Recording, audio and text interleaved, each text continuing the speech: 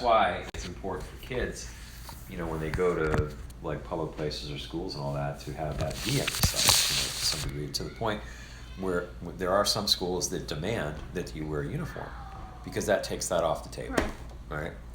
So even the world, like, to whatever degree, recognizes that, and they take steps in to deal with it, So, as far as, to get back to with men and beards, the argument that people have taken beards and ruined them 50, 60 years ago with the whole hippie movement was so strong that within truth-believing circles, they basically said that you shouldn't have a beard or mustache, that it was like a dumpy look that the hippies would have, so we don't want to be like the world, right?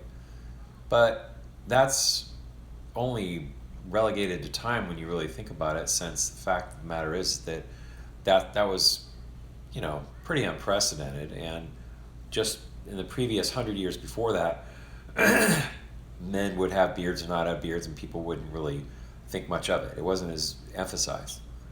The fact is that God made a man's face that has a beard on it, right?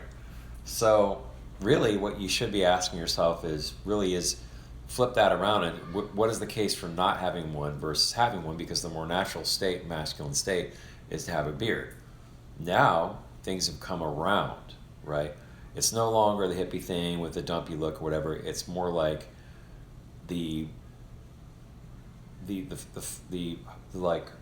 whole thing has become unisex to a lot of people, and like they've tried to take any differences away, or say it's just perfectly fine to men go around like women all day long.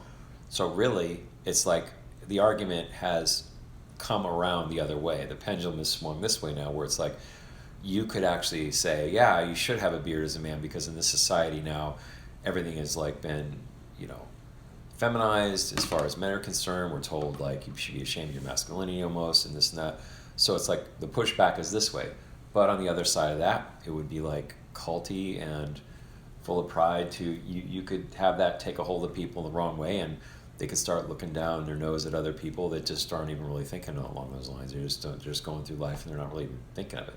Now maybe they should give it more thought, but the fact of the matter is some people don't. So it's like you can't just cookie cutter just right out of the gate. You have to like take different things into consideration. It's just very much like something to be considered and talked about, rather than just like body slammed. And I know that 30 years ago, if you were to talk to me about beards and mustaches, I would have told you about how charismatics are the ones that push that, and I don't really want to be charismatic, like just kind of giving no thought to any kind of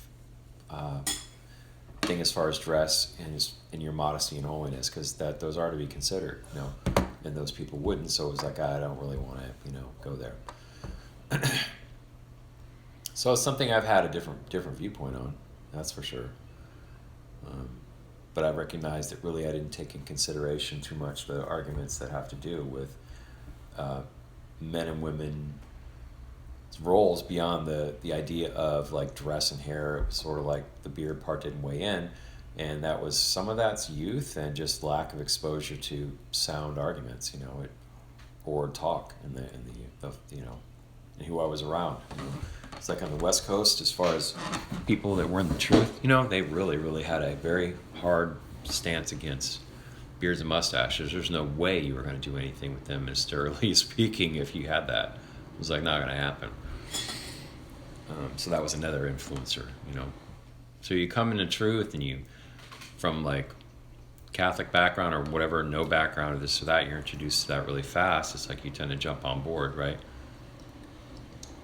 So I think that's what would happen with me with it.